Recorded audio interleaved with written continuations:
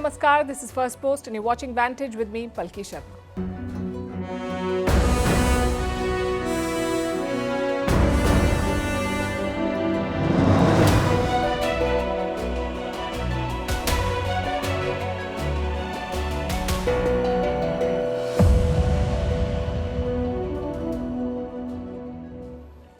We begin with India and China. After years of standoff and military tension and a recent border deal, is a complete reset on the cards. India's National Security Advisor Ajit Doval is in Beijing. He met China's top diplomat Wang Yi today. We'll tell you what came out of the meeting. On the other corner of the world, Donald Trump has trained his guns on India. He says India imposes a lot of tariffs, so he will do the same. We will discuss the implications. After the setback in Syria, is Russia shifting its military assets to Libya? We'll show you satellite images and tell you why Libya of all places. The ugly side of Wall Street, where wealth and success comes with overwork fueled by prescription drugs. We'll also talk about why India is reopening its embassy in North Korea, why DR Congo has sued tech giant Apple, how Bangladesh is letting off separatists wanted by India, how the US has banned junk fees or hidden fees in ticket and hotel bills, and why others should follow suit. And why 2 NASA astronauts remain stranded in space. Their return has hit a new delay. All this and more coming up. The headlines first. In India, a ferry boat in Mumbai capsizes after being hit by a speedboat. At least 13 passengers have been killed in the accident. More than 100 others have been rescued. The boat was going from the Gateway of India to the Elephanta Caves. A massive search and rescue operation has been launched to find the missing. Russia detains a suspect in the killing of its general, Igor Kirillov. An Uzbek citizen has been arrested for the attack claimed by Ukraine. The general is the senior-most military official to be assassinated in Russia since the Ukraine war began in 2022. South Korea's president fails to appear before the country's corruption watchdog. Yoon Suk-yeol was summoned for questioning for imposing martial law in the country. Last Saturday, he was impeached by parliament. The anti-corruption body is now mulling on issuing an arrest warrant for the president. South Africa holds talks with neighboring Mozambique. This comes amid fears of an escalation in violence over Mozambique's disputed election results. The opposition has rejected the polls held in October and threatened to plunge the country into chaos if the results are upheld. Japanese auto giants Honda and Nissan are reportedly holding merger talks. The aim is to help them compete against Tesla and Chinese electric vehicle makers. After Toyota, Honda and Nissan are Japan's biggest automakers. In 2023, China overtook Japan as the world's biggest vehicle exporter. And D. Gukesh gives his first reaction on winning the World Chess Championship, talks about his record-breaking achievement. It's a Firstpost exclusive. Very young Gukesh answering a question saying your biggest dream is to become the youngest world chess champion. Was this something that you manifested? Or? Once Magnus won the title, I thought it would be cool to bring back the title to India.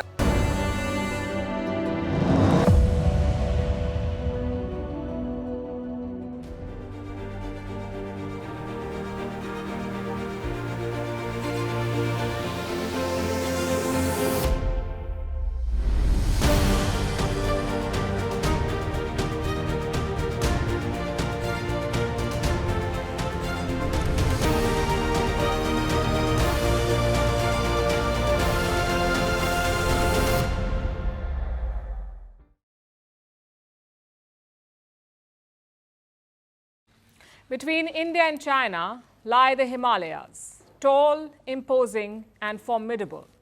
For centuries, the mountains kept India and China apart. Now, technology has bridged that gap to some extent, but a trust deficit still exists. And it won't be easy to reduce that. Just ask Wang Yi and Ajit Doval. Both men held a very important discussion in Beijing today. Wang Yi, as you would know, is China's foreign minister. Ajit Doval is India's national security advisor. They are special representatives of their respective governments. Their job is to resolve the disputed border, or at least try to resolve it. This forum was created back in 2003. It has met 22 times in all these years. But the last meeting was almost 5 years back in 2019.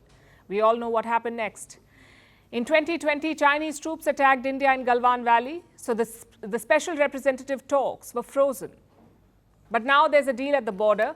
It was struck in October on the eve of the BRICS summit. Since then, both sides have disengaged, basically pulled back from the forward positions. Which brings us to today's meeting. Doval and Wong had two objectives. One, to take stock of the progress at the border, and two, to discuss the next steps. The meeting has already ended in Beijing. We have statements from China and India. They have agreed on a 6-point consensus. One, to maintain peace and tranquility at the border. Two, to work on a fair and mutually acceptable boundary deal. They're not just talking about Galwan, they're talking about the entire border. Three, to improve confidence-building measures, basically to avoid any mishaps. Four, and this is quite important, to resume Indian pilgrimage to Tibet and restart trade via the Sikkim border. This means that the Kailash Mansarovar Yatra could resume. Number 5, to strengthen the Special Representative Forum. And 6, to hold another round of talks next year, this time in New Delhi. Now, Wang Yi appears to be thrilled about the meeting. He called it hard-won and worth cherishing. Doval talked about the consensus struck by Prime Minister Modi and Xi Jinping. He also said that India and China share many common interests and concerns. Now, the big takeaway here is clear: the pilgrimage and the trade promises. The Kailash Mansarovar Yatra is very important for Hindus. Mount Kailash is believed to be the abode of Lord Shiva.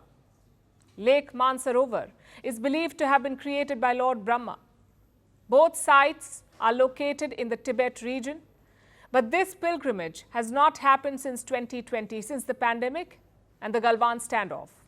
So restarting it is a big deal, sort of like a goodwill measure. The rest of the agreement is along expected lines: more confidence building, more rounds of talks, focus on peace and tranquility. The question is, what happens next? What happens after this? China is keen to get things back on track. They have a long list of demands from India, like restarting direct flights to Beijing, easing visa rules for Chinese citizens, and reducing curbs on Chinese investments. Those things were not mentioned in either statement. India's biggest priority has been the border.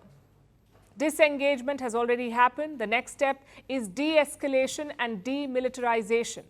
Remember, both sides have more than 60,000 soldiers in Ladakh. The goal is to pull them back, to return to a normal military posture. Again, this has not been mentioned in either statement, but they do mention India's long-standing position. Let me quote from what it said. Both sides emphasized on the need to ensure peaceful conditions on the ground so that the issues on the border do not hold back the normal development of bilateral relations. In other words, stable border, stable ties, which is a minor setback to China because they're clearly in a hurry to fix this relationship. Their economy has stalled since the pandemic, plus a trade war is looming with the United States, so Xi Jinping would love to normalize ties with India. But New Delhi is in no such rush. The Indian economy is better placed than China. The only concern at the moment is Donald Trump. Our next story tells you why. India, which is a very big abuser. We tax them, and they tax us. Almost in all cases, they're taxing us, and we haven't been taxing them. Tariffs will make our country rich. But won't they raise prices? Properly used.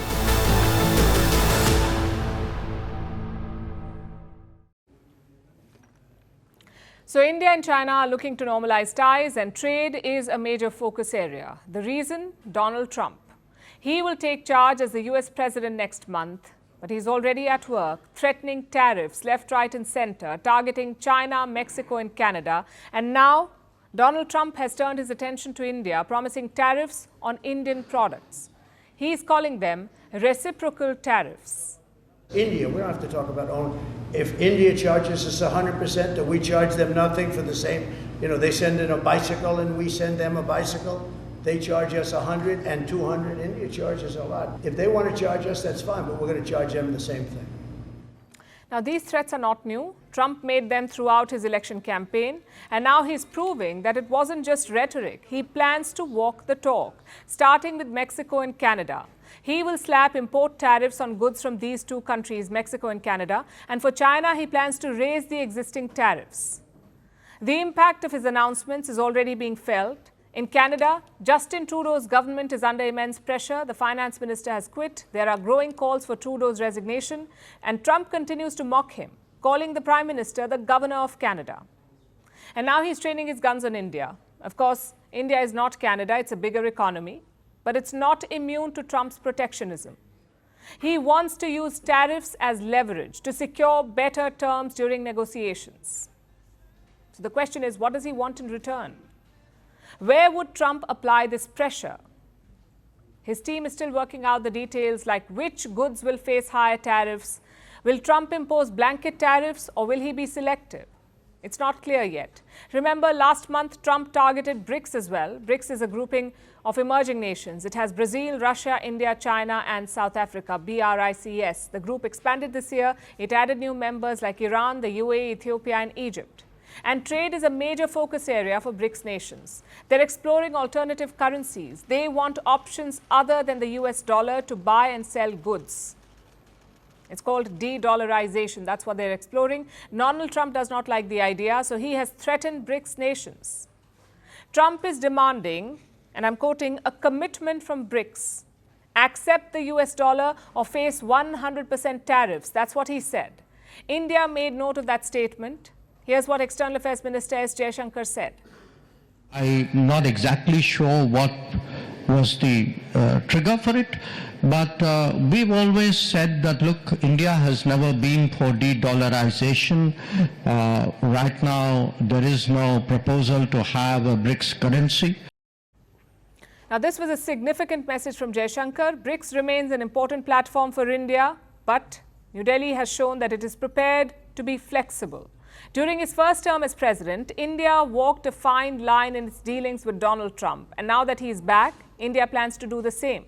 Last month, India's finance minister echoed this same flexibility. Nirmala Sitharaman addressed the trade issue. She said that India is open to reducing duties. It would consider cutting taxes on some imports as long as they do not hurt domestic manufacturing. But what if that does not pacify Trump? India has other options then, including retaliation, and this is something that we've done before, retaliate. In 2019, when Trump was in office, he revoked some trade privileges. India was part of a special scheme. It allowed duty-free exports to the US. Now, this scheme covered exports of up to $5.6 billion, and Indian exporters were the biggest beneficiaries of this scheme. But Donald Trump scrapped it. And in response, India hit back. India imposed tariffs on 28 American imports, including goods like apples and walnuts. Some of the tariffs were as high as 70%. India still remains excluded from this trade scheme. This is despite bipartisan support for India in the US. Joe Biden, as president, could not deliver on this front, and now the decision falls to Donald Trump. He calls himself a deal maker. But every deal maker knows one thing: no negotiation can succeed with just demands and ultimatums. A successful deal requires compromise. It requires give and take. Without it, Trump will have a stalemate on his hands. Now let's look at the situation in Syria. But our focus today is on a foreign player in Syria, that's Russia. Russia was an ally of Bashar al-Assad, Syria's ousted dictator. Moscow helped Assad stay in power for years. They supported him with air power to help drive the rebels back. But now the Syrian rebels have won. And this puts Russia in an awkward situation. For many, Moscow is an enemy. That being said, Russia isn't a country to be trifled with. They have a strong military presence in Syria in the form of two bases. There's the Hmeimim Air Base near the city of Latakia. This is the base that Assad fled from. This is where he boarded his flight to Moscow. Russia also has a naval base in Syria in the city of Tartus. This is Russia's only naval base in the Mediterranean Sea. They built the Tartus base back in 1971, more than 50 years ago. The Hmeimim base is newer It was built in 2015. Now, both bases are an integral part of Russia's military strategy. They help Moscow project power overseas. They're used to resupply Russian forces abroad, like the mercenaries currently operating in Africa.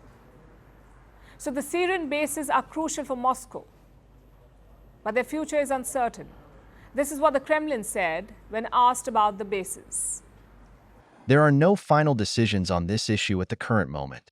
We have contacts with representatives of those in control of the situation in the country now, and everything will be settled through dialogue. Russia says it is in talks with the new rulers of Syria. They're trying to work out a deal to keep the bases operational. But it's not a done deal yet.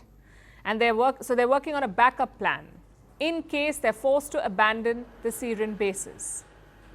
The Russians have started moving out some equipment. There are satellite images of the action. They show Antonov AN-124s being loaded. These are the world's largest cargo planes. They're being packed with Russian equipment and being flown back to Russia. These planes are also carrying diplomats from Russia and also from allied countries like Belarus and North Korea. But not all the cargo planes were headed home. Some of them took a different route. They landed up in the North African nation of Libya. 2 aircraft were spotted making trips to a Libyan airbase. These are the Ilyushin 76TD. These aircraft landed in the Al Khadim base near the city of Benghazi. These planes were presumably carrying Russian military equipment, which raises the question, is Russia relocating its military assets? Is it shifting base from Syria to Libya, and why Libya? Let's look at the situation in Libya first. It's a mess. This country has been in crisis for more than a decade, since 2011 in fact, when its leader and dictator Muammar Gaddafi was assassinated. Libya has been divided since then. It is currently controlled by 2 governments. One is based in the capital Tripoli. This is the government that is recognized by the United Nations. This is the first government. The second government is based in Benghazi. This one is backed by an armed group called the Libyan National Army. It is led by Field Marshal Khalifa Haftar. So Haftar is the power behind the Benghazi-based regime, and Moscow has been supporting him for years. In return, Haftar has allowed Russia to build up its military presence in Libya. As of today, Russia controls multiple bases in Libya, 4 air bases and 1 port. All of them are in areas controlled by Khalifa Haftar. Which should answer the question, why Libya? But is it a viable option? Is it viable for Russia to move its forces to Libya? Can it really abandon the Syrian bases? In theory, it is possible. Libya's Tobruk port is still being built up. In time, it could rival Syria's Tartus. The Al Khadim air base near Benghazi may one day replace Himeiim. The other 3 air bases are almost a bonus. Remember, Russia has forces across Africa. It used Syria as a base to resupply them. It could now use Libya instead, which is actually located on the continent of Africa. So theoretically, it would make coordination simpler. A direct flight from Russia to Libya could speed things up. But there's a cost to all of this, and that cost is stability. You see, Libya is an unstable country. Yes, Syria was at war too, but the battle lines had been frozen for years. And the Russian bases were in areas firmly controlled by Assad. In Libya, it is different. It is more volatile. What happens if the UN-backed government overthrows its rivals? Or if the 2 governments decide to patch up? What happens to Russia's bases if a unity government asks them to leave? Libya's situation is fluid. So it is unwise for Russia to depend on this nation. Even if Libya lets them stay, this is not exactly a win. Russia already operates 5 bases there, along with the 2 in Syria. That's 7 military sites in total in the region. Even if Russia moves everything out of Syria, it still loses 2 bases. And then there's a location to consider. Syria is in West Asia. It allows Russia to exert its influence there in West Asia. It will be harder for them to do the same from Africa. And finally, there's the issue of Turkey. Direct flights from Russia to Libya will have to cross Turkish airspace. I'm talking about Russian military and cargo planes. They will be at the mercy of Turkish President Erdogan. With Syria, they could bypass Turkey, but they won't be able to do that with Libya. Long story short, Libya will be a poor substitute for Syria. If Russia wants to maintain its current level of influence, it should try to work out a deal with the Syrian rebels.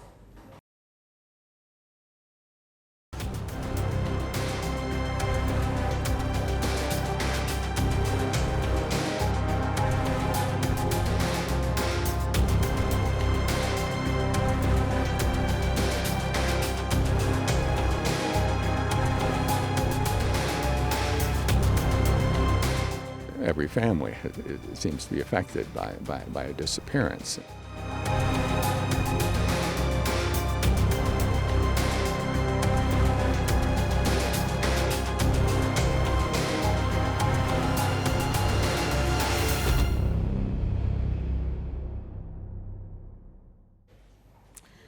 For 5 decades, the Assads ruled Syria with an iron fist. First, it was Hafiz al-Assad, then his son Bashar, who carried on the legacy. Now, both regimes were marked by fear and brutality. They crushed dissent using all sorts of techniques: imprisonment, torture, and mass executions. It's been 10 days since the Assad regime fell, and now Syria's mass graves are unearthing a haunting truth. We've received more than 100 calls about mass graves. People believe that at every military site there are mass graves. The number of people who came out of the prisons is very low, and the number of missing is very large. More than 150,000 people have vanished in Syria since 2011. They were either detained or arrested or forcibly disappeared. When Assad fled, desperate families rushed to find their loved ones. Their first hope was the prisons. Many prisoners were released, some families were reunited, but the numbers were underwhelming. So the families had to face an uncomfortable truth, that those missing might be dead. This kicked off a search for graves. Since last week, Syrians have discovered 4 major sites, 4 major mass grave sites, all located near the capital, Damascus. You can see them on the map here. The first is Najah. When the teams arrived here, they did not even have to dig. Bones were visible among mounds of earth. Tens of thousands are believed to have been buried here in Najah. It was all done in an organized manner. The bodies would come in freezer trucks accompanied by security vehicles. Once the bodies were unloaded, workers would dig up graves. 5 to 6 bodies would be put in one grave, and then they would put soil over it. This is an area that we know to have been a mass grave site, where bodies of former detainees from Saydnaya, from elsewhere, had been brought in. When we arrived, we saw trenches that were dug in that hadn't been piled up yet. We saw in some areas human bones scattered that had looked quite old and bleached. Then there's the city of Qutayfa. It's located around 45 kilometers from Damascus. The second mass grave site was discovered here. The whole place was full of trenches, around 20 feet deep, 10 feet wide, and almost 300 feet long. This site too operated in a similar fashion. From 2012 to 2018, 4 trucks came here twice a week. Each truck carried nearly 150 bodies. Assad's officers oversaw the burial process. Workers say they were forced to flatten bodies using bulldozers. This was done to make them easier to bury. We've documented this crime occurred. We documented from satellite imagery and from witness testimony that the bodies were buried in trenches here at this particular cemetery. But to see it now, one, I think, gives us great reassurance and really corroborates what we know about the machinery of death that was maintained and operated by the Assad regime, certainly throughout the period of the uprising since 2011. The sites were guarded by special police. No one could go near the sites. They could not even pass the area when the burials happened. Both these sites lay bare the horrifying scale of Assad's killing machine. The numbers are staggering. 60,000 tortured to death, 80,000 confirmed dead. And these are just estimates. The real toll is likely far higher. The Syrian civil war began in 2011. Nearly 500,000 people lost their lives. But the regime's atrocities began decades ago. The extrajudicial killing started under Assad's father. They continued during Bashar al-Assad's rule. These unmarked graves are proof. Experts say they haven't seen anything like this since the Nazis. The question is, what will they do next? The first priority is to secure the graves. Several teams are on the ground doing just that, securing the graves. This includes groups linked to the United Nations, Syria's White Helmets, and other humanitarian groups. They're all going through these graves, documenting everything that they see. We are calling on international organizations and human rights organizations to come and open these graves so that we can find our children and determine whether they are dead. Where are they? Whose son is this and whose son is that? We don't know. The second priority is identifying the bodies, and this is going to be a big challenge. Collecting DNA samples, doing forensic documentation, matching the remains with the families who waited for decades. Now Syrians have to process and document this horror. They will need help from global bodies. Their new rulers, the HTS, have promised justice. That's the rebel group that has captured power in Damascus. They are preserving the physical evidence. The HTS says those who committed these atrocities will be punished. But how and when remains unclear. So right now, Syria stands at a crossroads. It must confront the weight of its history, purge its anger and horror as it tries to build a new future.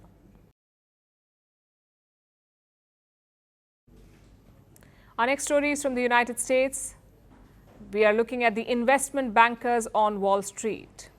What comes to mind when you think about Wall Street?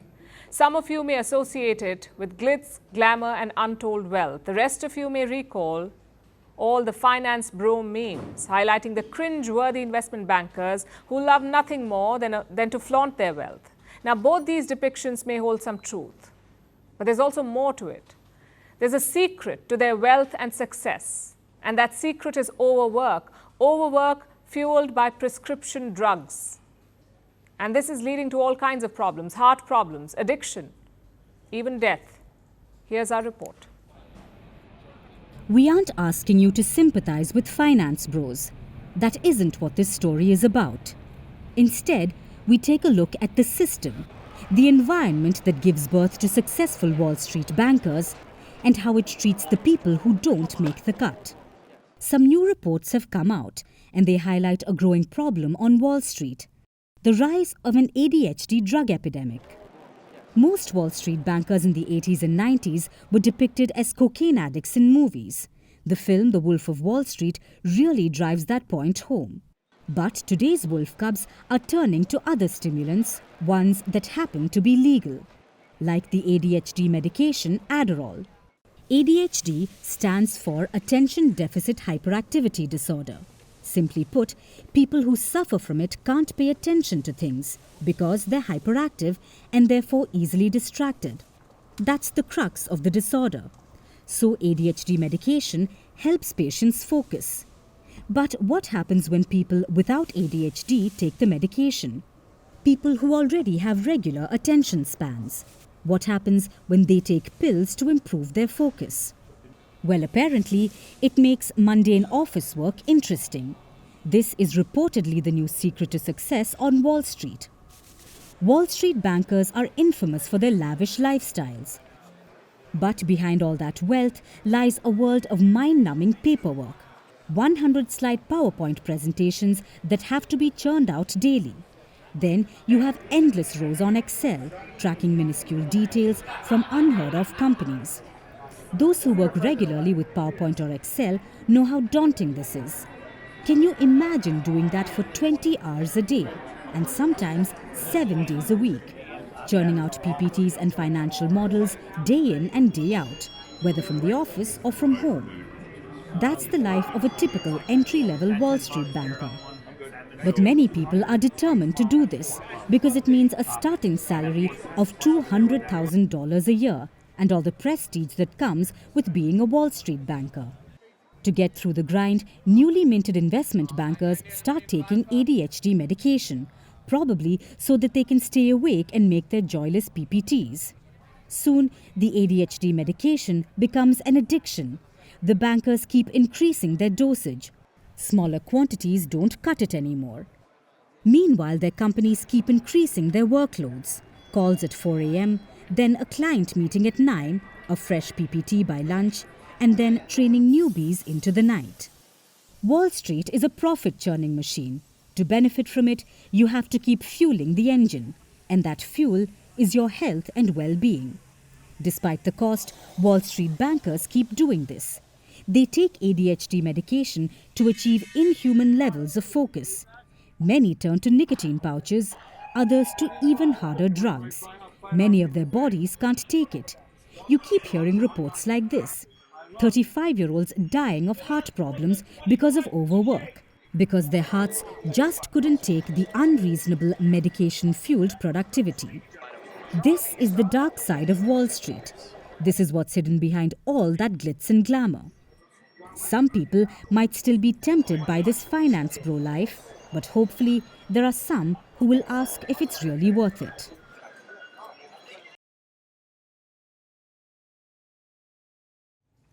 India is planning to reopen an old diplomatic post. It's isolated, it's dangerous, and it's steeped in Cold War history. I'm talking about North Korea. It may come as a surprise to a lot of you, but India does have an embassy in Pyongyang. Until 2021, we also had an ambassador there.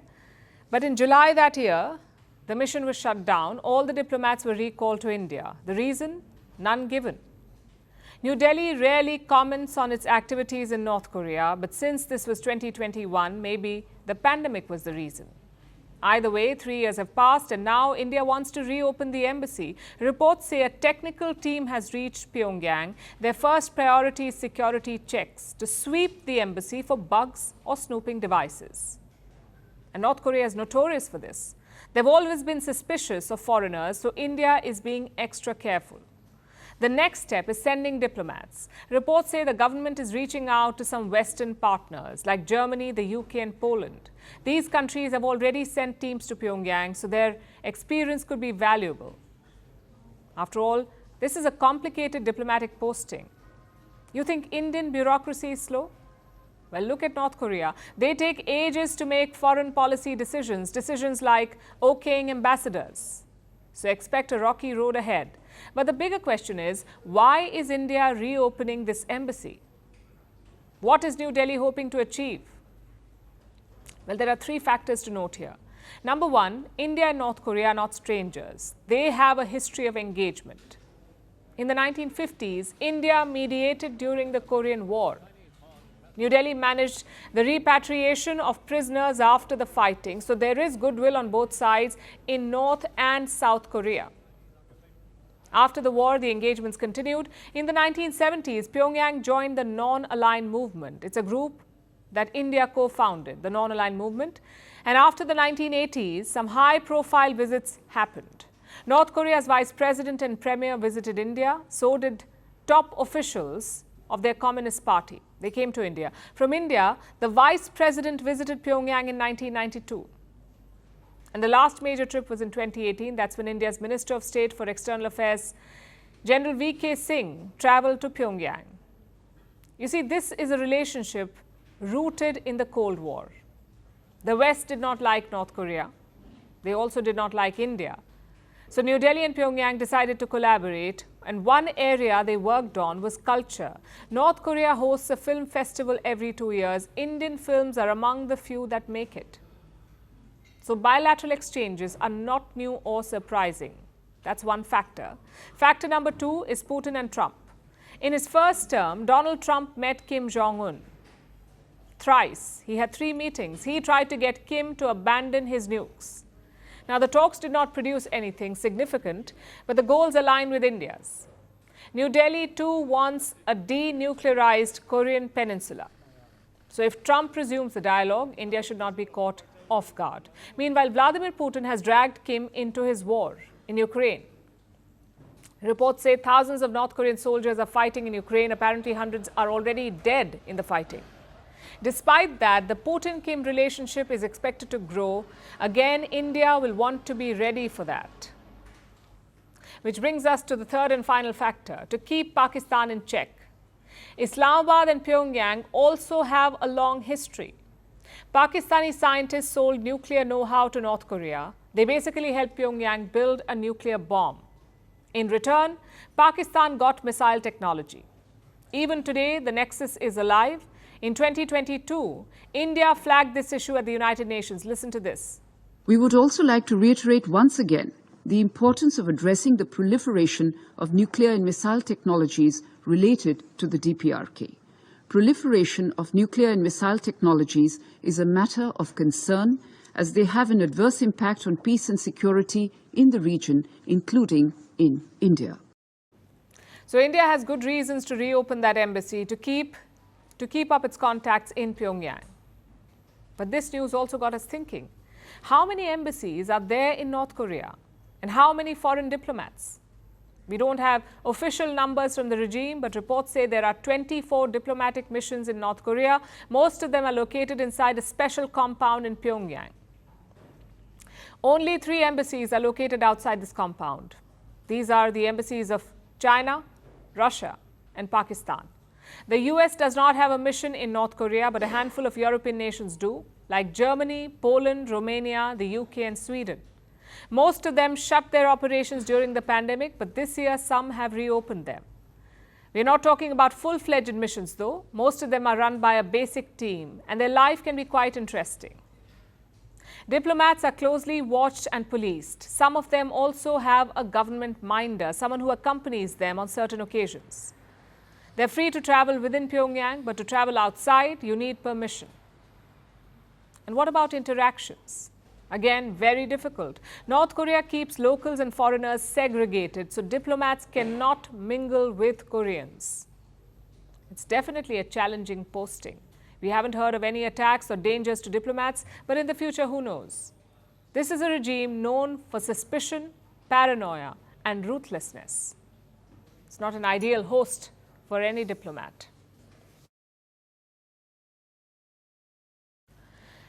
Now on to the Democratic Republic of Congo. It has accused Apple, the tech giant Apple, of using conflict minerals.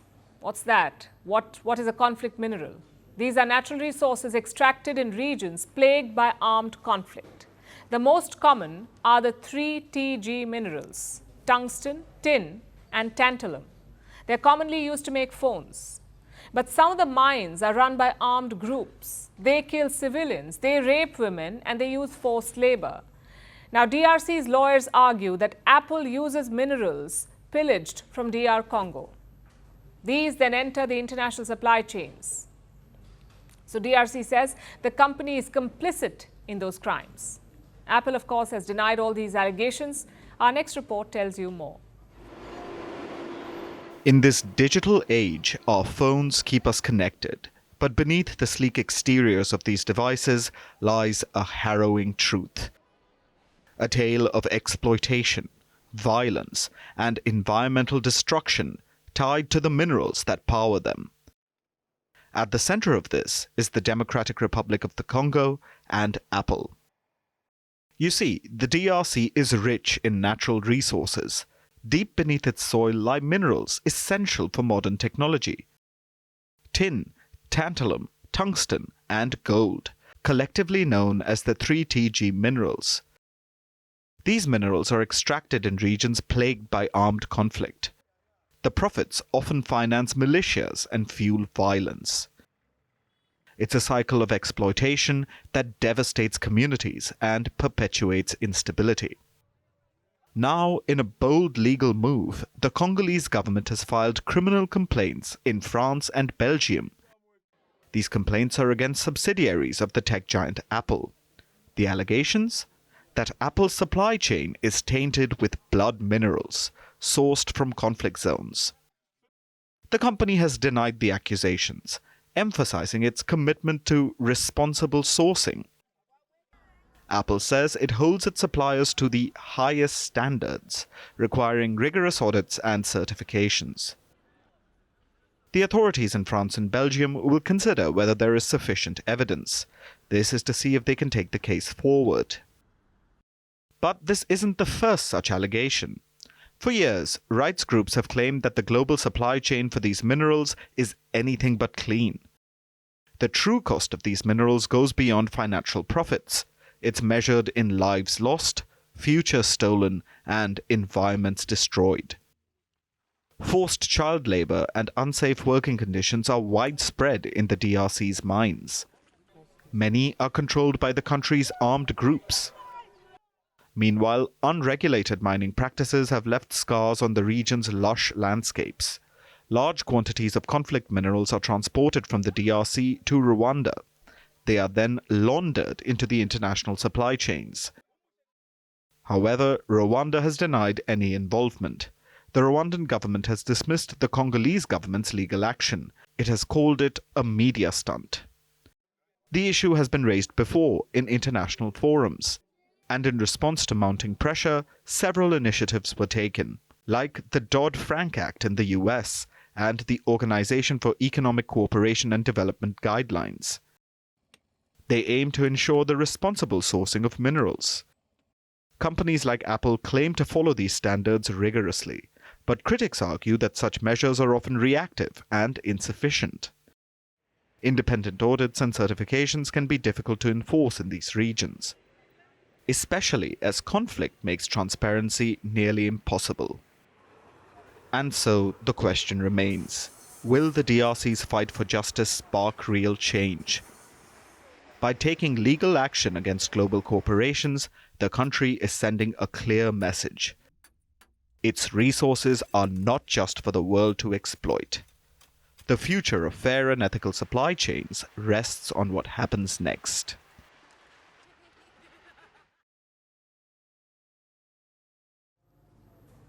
It's another day in Bangladesh 2.0, where minorities get targeted, but terrorists and smugglers get a free pass. Let me take you back to 2004. Bangladeshi authorities seized a massive weapons cache. Almost 10 trucks full of arms, 10 trucks, around 27,000 grenades, 150 rocket launchers, 11 lakh ammunition rounds, and more than 1,000 submachine guns. All of this was caught in Chattogram. It remains the biggest arms haul in Bangladesh's history. Do you know where it was heading?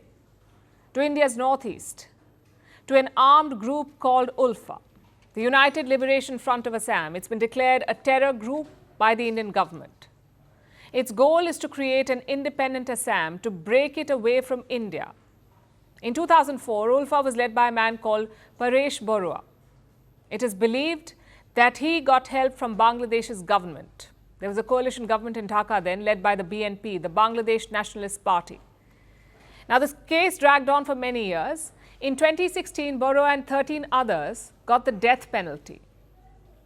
This list of those who got the death penalty included Junior Home Minister of the BNP. He too was given the death penalty. But today those sentences were reduced. Barua's death penalty has been turned into life imprisonment, and the junior minister has been acquitted. No jail, no punishment, nothing. Now this tells you a couple of things. One, how Bangladesh's judiciary has been hijacked.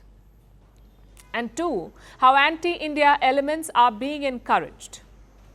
Now, to be fair, the judiciary was biased under Sheikh Hasina too. But Mohammed Yunus promised to fix that. Instead, he has flipped it. BNP leaders are getting acquitted in corruption cases, terror suspects are walking out on bail, and anti-India militants are getting reduced sentences. This is also a case of bias. Yunus is carrying out a mini purge on the judiciary. In October, 12 High Court judges were barred from their bench. Do you know why? Because the students protested against them. It tells you how the regime is gaming the system. Now we come to the second point, the anti-India push. In 2004, ULFA leader Paresh Barua was living in Bangladesh. He was protected by the BNP regime. In fact, most of these separatists were based there. Separatists active in Tripura, in Nagaland, in Mizoram, in Manipur. The Indian security agencies were flushing them out, so they shifted base to Dhaka. And this has happened twice in Bangladesh's recent history. The first time it happened was from 1991 to 1996, and then again from 2001 to 2006. Do you know what is common in these years? Both times, Bangladesh was ruled by the BNP. And this setup played into the hands of Pakistan. Their deep state could easily funnel weapons to India's northeast. When Sheikh Hasina took charge in 2009, she dismantled this nexus. Even Ulfa's Paresh Barua had to flee. Right now, he's believed to be in China. Now, you can see why this is a big concern for India. India's northeast shares a long border with Bangladesh. It's almost 1,800 kilometers long. So what if Dhaka starts protecting separatists again? What if they funnel weapons and funds into India? It could reignite the frozen conflicts. Assam's chief minister flagged this concern in August. He said Bangladesh should not return to the old ways. But Yunus's ministers do not inspire confidence. Let me introduce Mehfooz Alam. He is an advisor in Mohammad Yunus's regime. On Monday, he posted an alarming message. He accused India, and I'm quoting, he accused India of colonizing the Northeast. He also called for a repeat of 1975 and 2024. 1975 is when Sheikh Mujibur Rahman was assassinated. 2024 is when Sheikh Hasina was toppled. He wants a repeat of that in India's northeast. Such statements are a concern for New Delhi. They reveal the thought process of the new regime in Dhaka. We've already lost an ally in Dhaka. Let's hope we don't add an enemy.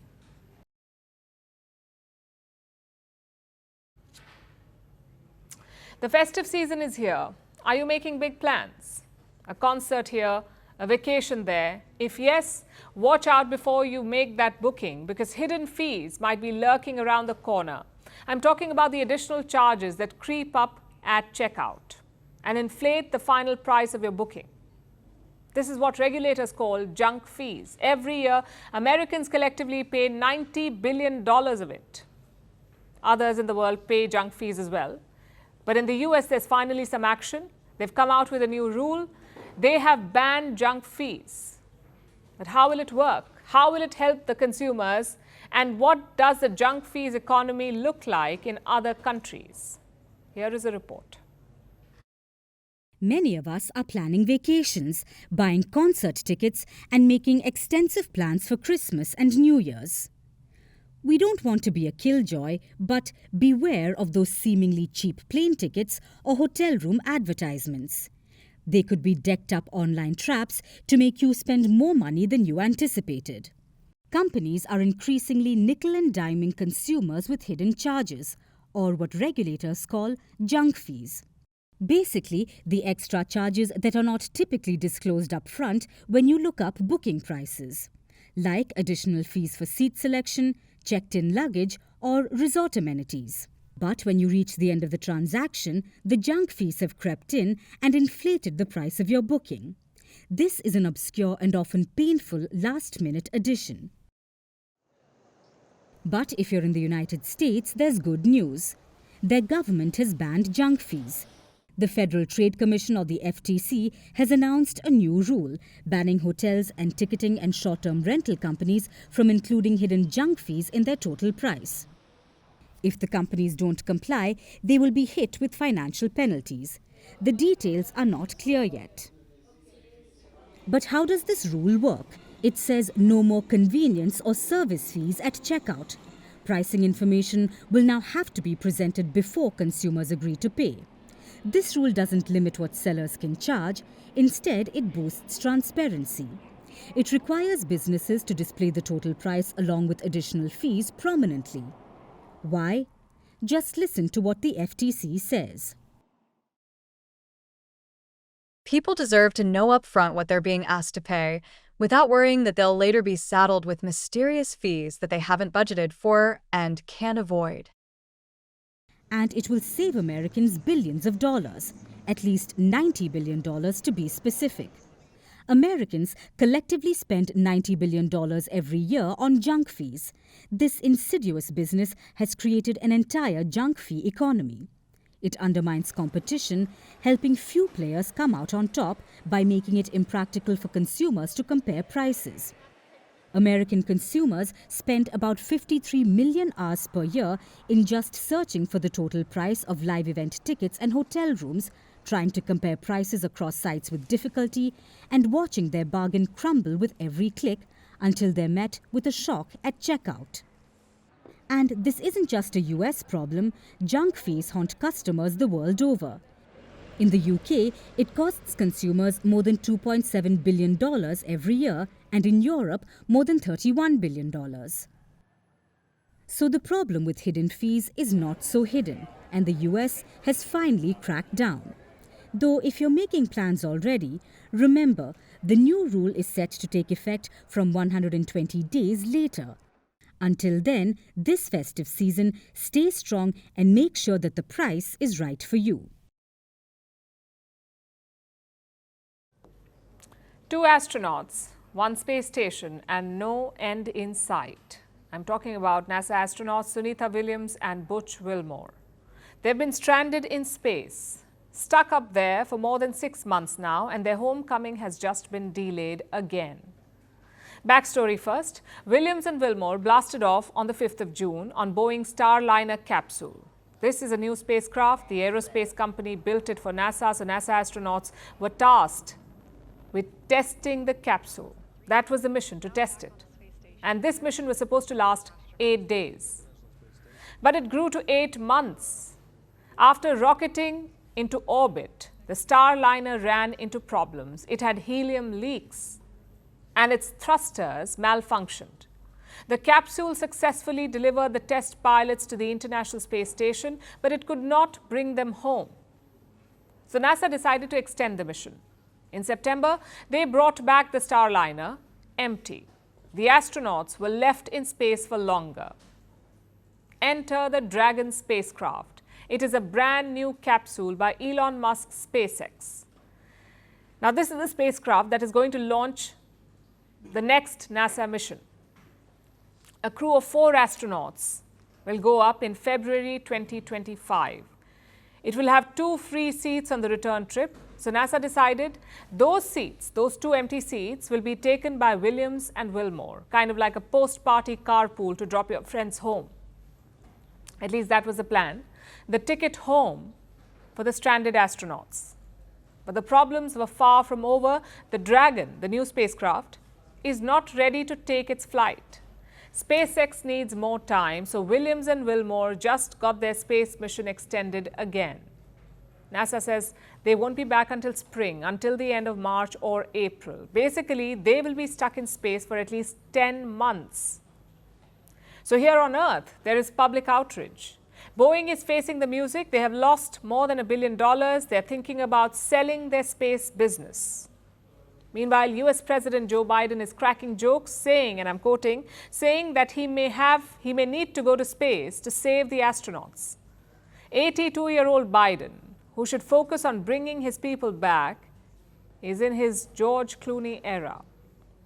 Meanwhile, NASA is in its Delulu era. All year, they have insisted that the astronauts are not stuck or stranded. Well, let's see. Imagine going on an 8-day work trip, not to Paris or London, but to outer space, and not being able to leave for 10 months. Most people would consider that stranded. And do you know how they're justifying this recent delay? With standard PR lingo. They say, and I'm quoting, "This is a painstaking endeavor that requires great attention to detail." Did they get ChatGPT to write this? That's their reason for another delay, painstaking endeavor, which is difficult news for Williams and Wilmore. Yes, they're both Navy. Yes, they're highly trained astronauts. Yes, they have extensively rehearsed everything that can go wrong. They know the risks involved, but they're also human, and this ordeal cannot be easy. Space is hard on the body.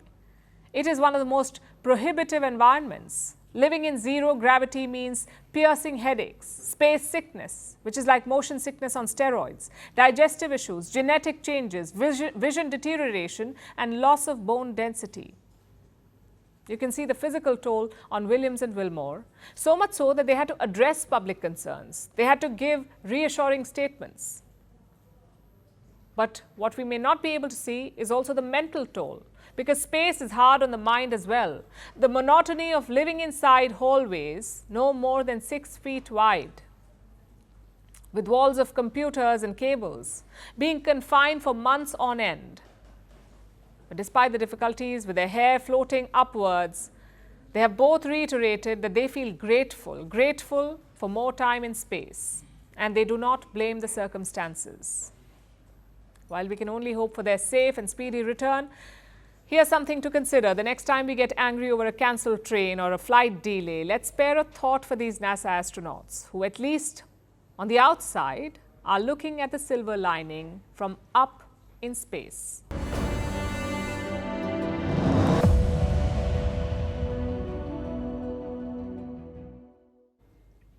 Donald J. Trump, you can love him, you can hate him, but one thing is for sure, you cannot ignore him. He's back like a comeback tour that never really ended. Donald Trump's inauguration is still a month away. He's not even in the White House, but the US president-elect is already making headlines with his appearances, banter and meetings with leaders. More so, it is leaving the internet in splits. After all, he's the only guy who can turn a simple press conference into a reality TV show. See for yourselves. It is an honor, and this is a double because usually they don't coordinate the Man of the Year or the Person of the Year with the ringing of the bell. And brilliantly, you picked them both at the same time, and you were all friends, and you said, let's do it. And it takes one trip. It doesn't take two trips. That's okay. We like to save. We like to be able to do it properly. We'll take a look at TikTok. You know, I have a warm spot in my heart for TikTok because I won youth by 34 points. And there are those that say that TikTok had something to do with that. Now, Joe Rogan did, and some of the other people that were recommended by my son Barron and whoever, he knew names. I said, who is that? Tell me, who's that? Dad, you gotta be kidding. I can't believe you don't know. And I did those interviews, and it was actually sort of cute, if you want to know the truth, but we did them. And that had an impact.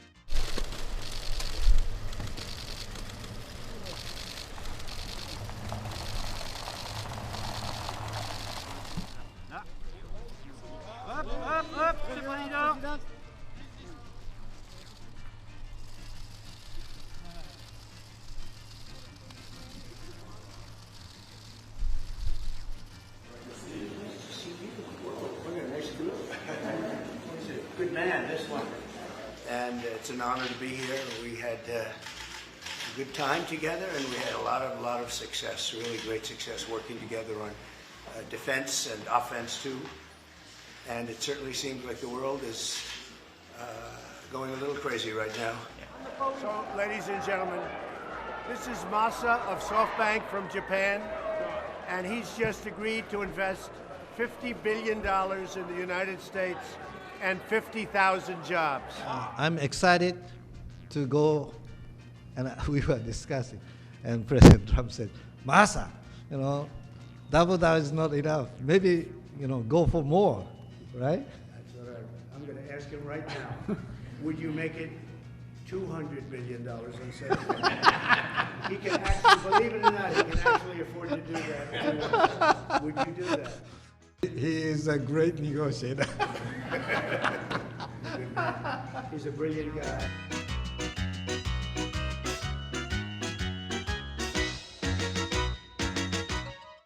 And now it's time for Vantage Shots, images that tell the story. Japan's Space One terminates the flight of its Kairos rocket shortly after liftoff. The first domestic Syrian flight since the fall of the Assad regime lands in Aleppo. And Santa Claus swaps his sleigh for a jet ski to deliver presents in Brazil. And finally, we're taking you back in history. On this day in 1865, America formally outlawed the practice of slavery. The move followed an years-long civil war in the country. It took 246 years for the US to ban this inhumane practice. Leaving you on that note, thank you for watching. We'll see you tomorrow.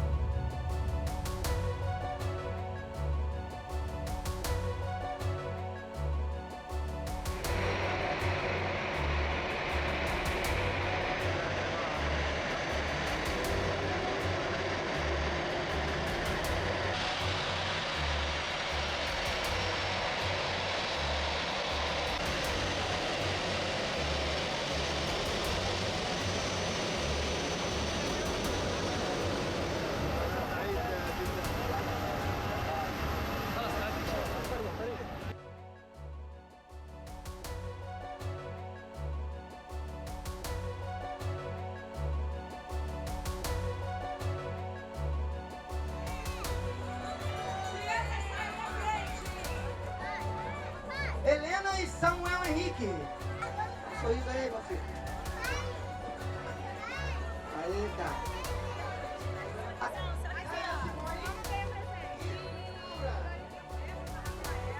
Ah, fotinho.